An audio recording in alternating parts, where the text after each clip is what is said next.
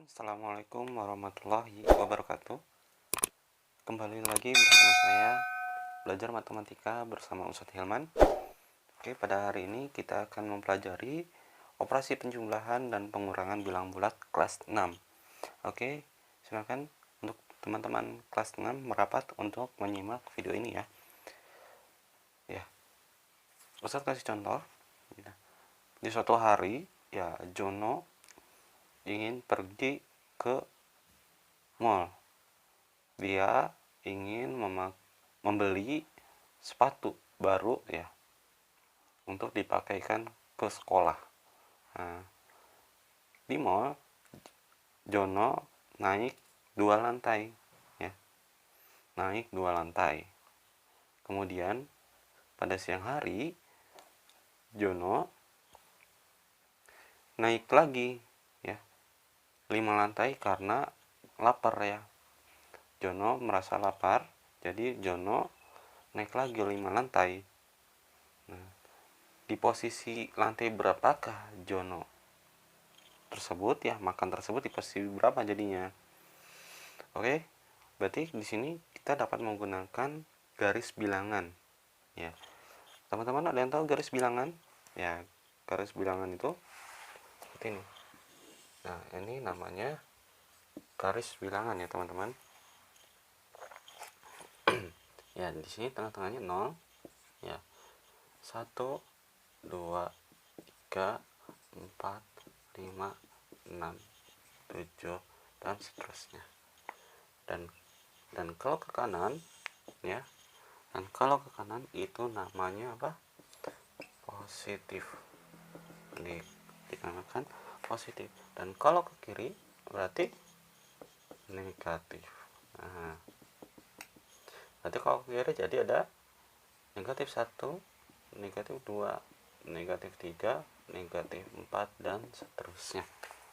Oke, dengan tadi ya, Jono ya pergi ke mall mencari sepatu, naik 2 lantai ya. Naik 2 lantai. Maka ya ke bawah saja ya. Jono naik ke 2 lantai. Nah, sekarang Jono ada di lantai 2. Naik 2. Lalu Jono naik lagi 5 lantai untuk mencari makanan karena dia lapar. 5 lantai berarti dari sini ya. Oke, 1 2 3 4 5. Nah, di posisi manakah Jono sekarang? Ya. Berarti di posisinya lantai 7. Nah, berarti tadi ya berapa lantai? 5 lantai ditambah 5 sama dengan 7. Nah, itu ya operasi hitung penjumlahan pada bilangan bulat, teman-teman. Oke. Di sini ya ada, teman-teman tahu garasi mobil ya. Garasi mobil itu biasanya di lantai dasar kan ya. Ada di lantai dasar. Nah, tadi Jono ya sedang makan di lantai 7 ya. Di lantai 7. Nah, berarti 1 2 3 4 5 6 7. Nah, ini ditulis dulu negatif 1, negatif 2, negatif 3, negatif 4 ya. Tadi Jono makan di lantai 7, teman-teman. Oke, di lantai 7. Nah, ketika sudah kenyang, Jono ingin pulang ya. Dia harus naik lift lagi ya. Ya, dia harus naik lift lagi dengan turun 9 lantai ya, dari tempat makan mall tersebut ya. 9 lantai. Ini Jono ya. Ya, di lantai 7 ya. Di lantai 7 dia harus turun lagi 9 lantai untuk ke garasi ya, garasi mall tersebut. Maka dia turun berarti ke ke kiri ya, 9 lantai ya. Kita hitung 1 2 3 4 5 6 7 8 9, maka di negatif 2. Maka Jono ada di negatif 2 teman-teman. Nah, cara penulisannya gimana? Maka 7 ya ditambah negatif 9 ya sama dengan ya. Kenapa negatif 9? Karena turun ya. Hukum asalnya adalah penjumlahan ya, penjumlahan. Nah, terus dia turun ya. Berapa turunnya? Berapa tingkat? 1 2 3 4 5 6 7 8 9. Maka negatif 9. Nah, 7 ya dikurangi negatif 9, maka negatif ya, maka negatif 2. Nah, mungkin teman-teman agak bingung ya di sini. Ya, kita harus paham dulu tata caranya ya, pengerjaannya. Oke. Baik, teman-teman harus hafal ya dengan rumus ini ya. Silakan dipahami dan dihafal ya. Jika positif ya, positif ketemu positif itu sama dengan ya, positif. Pasti teman-teman sudah belajar di kelas 5 ya. Positif ketemu negatif sama dengan negatif. Negatif ketemu positif sama dengan negatif, dan negatif ketemu negatif sama dengan ya negatif. Nah, ini teman-teman harus hafal ya teman-teman. Nah, ini kunci dasar dari operasi hitung, penjumlahan, dan pengurangan pada bilangan bulat. Nah, teman-teman harus paham dulu tentang ini dan hafal ya. Positif ketemu positif jadi positif, positif ketemu negatif jadi negatif, negatif ketemu positif jadi negatif, dan negatif ketemu negatif jadi positif. Maaf. Nah, jadi positif. Oke. Oke, di sini saya akan memberi contoh langsung ya. Misalkan tadi ya, 9 ditambah negatif 5.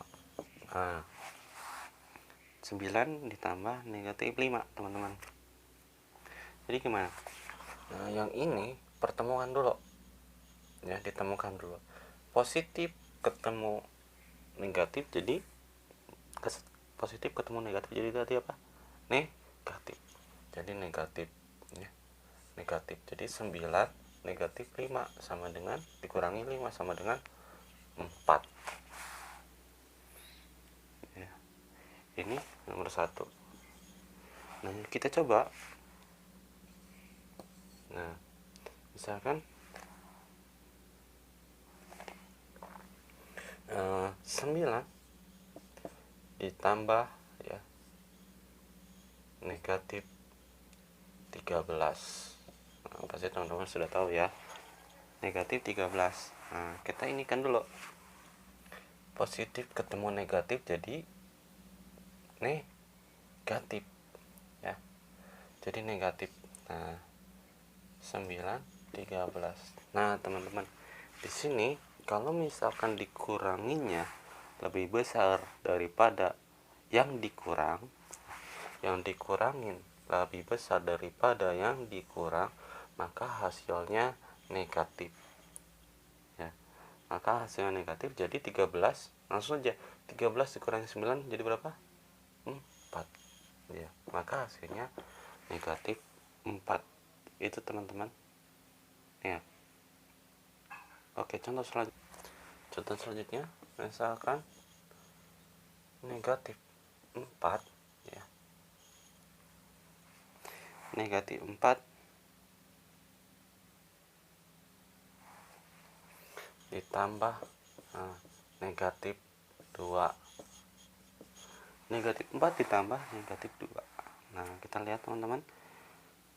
Di sini negatif 4. Nah, di sini ada pertemuan nih. Positif ketemu negatif jadi negatif, maka 4 ya di negatif sama dengan berapa teman-teman? Jadi gini loh, kalau gini ya bukan jadi negatif 2. Tapi di sini misalkan teman-teman ya, teman-teman meminjam atau gini, Jono meminjam uang 4.000 ya. Jono meminjam uang 4.000. Lalu ya ke Joni, ya, misalnya Jono meminjam uang 4.000 ke Joni. Lalu Jono ya meminjam lagi ya karena ingin beli cilok 2.000 ya, ke Joni. Maka utang Jono jadi berapa? 6.000 ya. Maka misalkan utang 4 ya, ngutang lagi 2 ya gitu. Jadi sama dengan negatif 6. Yaitu teman-teman. Jadi kayak meminjam-minjam gitu, ngutang gitu, kalau negatif ya dicontohkan dalam kehidupan sehari-harinya. Nah, kalau misalkan ini ada yang gini teman-teman, nomor 4. Nah, negatif 7 ditambah 15. Nah, negatif 7 ditambah 15. Teman-teman pasti tahu dong. Oke. Misalkan teman-teman ya, misalkan Jono lagi ya.